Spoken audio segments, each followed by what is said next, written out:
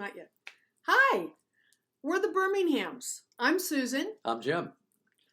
and we are here to talk to you about some life awesomeness. I don't know what to call it, but it's life awesomeness that we love. Do you want to start it? Yeah, how this started was even before the crash. I had my own business. I operated out of the house. I had a cleaning business, and so the small office out of the house. Susan was a executive with Levi Strauss. She sold women's dockers. She was Loved it. tops in the nation, and Levi's. so it was always on the go. And when she was home, she was working. Mm-hmm. And so I had a small office in the house.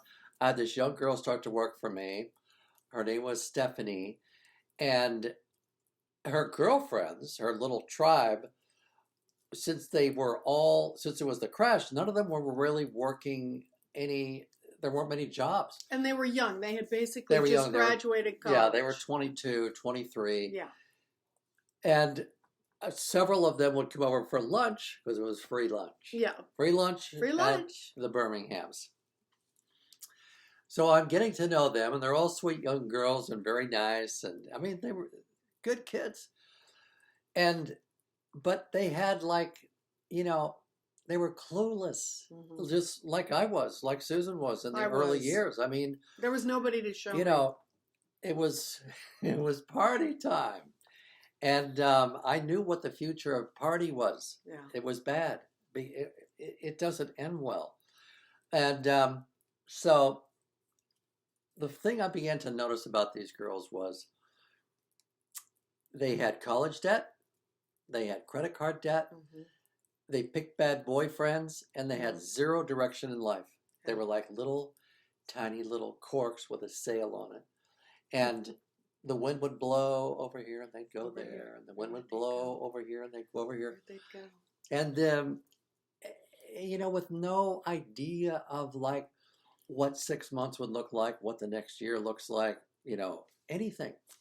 And so Susan came up with this idea that we can help these girls because of all the stuff we've done in our life wrong for years, over and over again. Mm-hmm. Failed relationships. Individually, before we got married.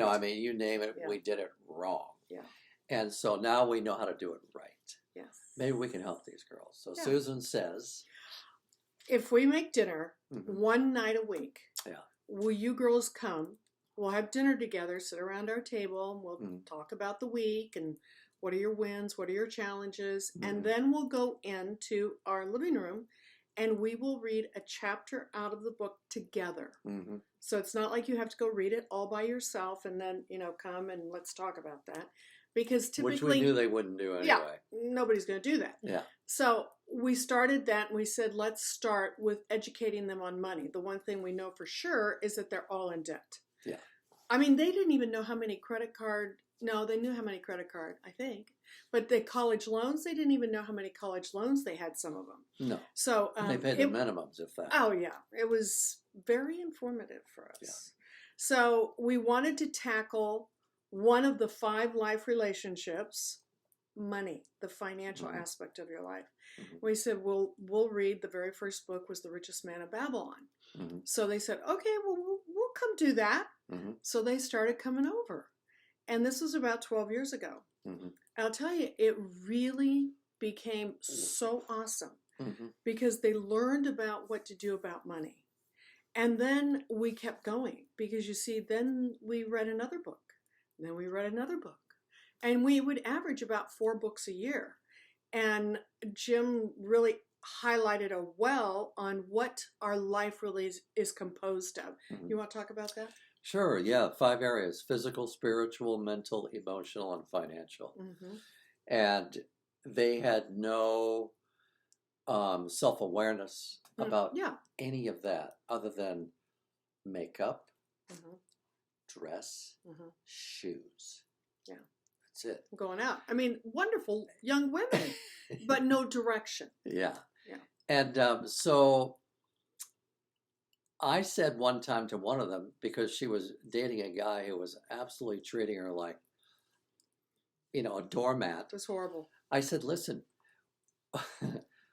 Give me 5 must-haves to go out with you. What does it take to qualify to go out with you, you little hottie? You know what I mean? She, look good, got to be attracted to him, look good, Mm-hmm. and that's it. Yeah. There was no thought into it at all. So they would get themselves into these like ridiculous relationships, Mm-hmm. and Which so I I had said, done many times before. so yeah, too. and me too, me too. I mean, Yeah. you know, Anyhow. yeah. I said, here's what's my 5 must-haves, and it took me to 4 years old to figure this out. I have to have a relationship with God because I have one. Mm-hmm. I developed that through my AA meetings. No drinking, no smoking. I didn't like smoking. No drinking, no smoking, and of course, no drugs. Right. I didn't have children. I didn't want to marry someone with children because I knew that would lead to the kids have to love me too. Then we have the ex, and then we have his mom and dad, which are the grandparents. We have her mom and dad, which are the grandparents. And the kids, there's so many moving parts, and they all have to love each other and get along. Yeah. And if they don't, because I'm 40, over 40 now, I've seen all this. It's really hard, especially on the kids. So I just said I want to marry someone with no kids, Right. because I don't have any.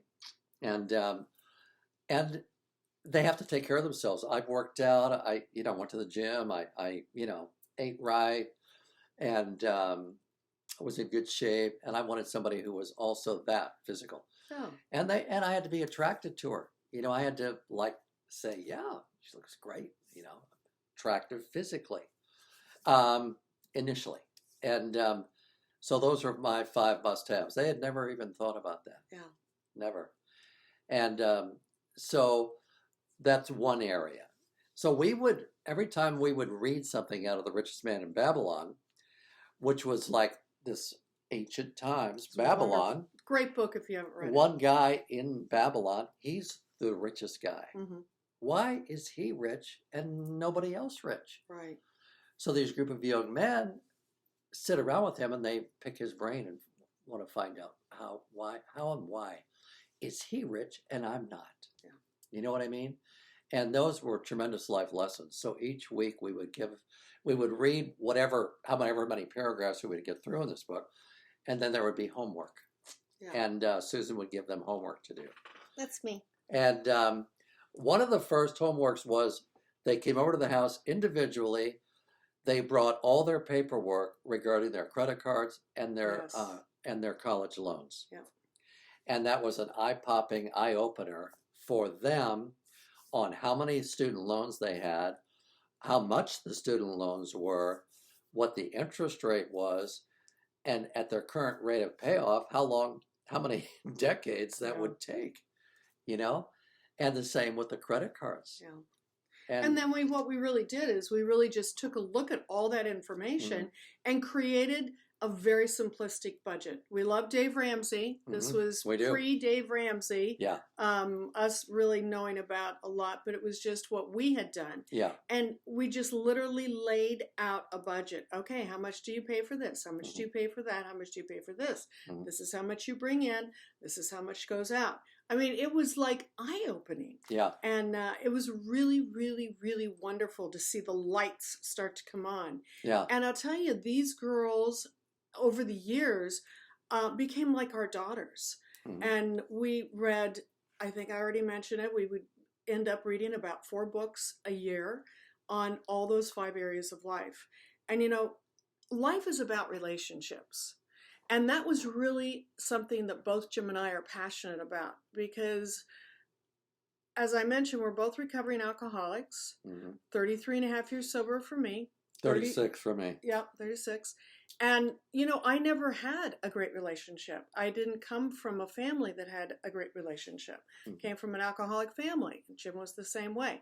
It became my mission in life to know what does it take to have a great relationship. And then about 5 years into sobriety, Jim was 8 years sober. God brought us together at exactly the right time. we got married, and that was almost 30 years ago. Mm-hmm. So the girls got to see us for periods, Of consistently years, in a loving, Respectful. fun, Mm-hmm. respectful, happy, Mm-hmm. best friend type marriage. Mm-hmm. And that was everything. I would love to have seen that. Bottom line is, we have just moved from our home state of California, where our book club girls are, Mm-hmm. to Arkansas, and we absolutely love it here. We do. And we know that there are other young women and young men out there that also want some guidance, that really are like, oh my gosh, what am I going to do? Life is full of stress and opportunities. Mm-hmm. And what are you going to do with it today? Mm-hmm. And that's what we want to do, is we want to pass on all the things we knew everything not to do. Mm-hmm. But what we've done is we've learned through our own work, dedication, and commitment, individually and together as a couple, how to have a great life. Mm-hmm. We have a great life. And, we earned our stripes to get here. Mm-hmm. And we want to pass that on to you. So we hope you tune in again, and we'd love to see you, and we'll talk about something fun next time. All right. All right? Sounds good. Night, honey. Night, boo. See you again. Okay, Bye. bye.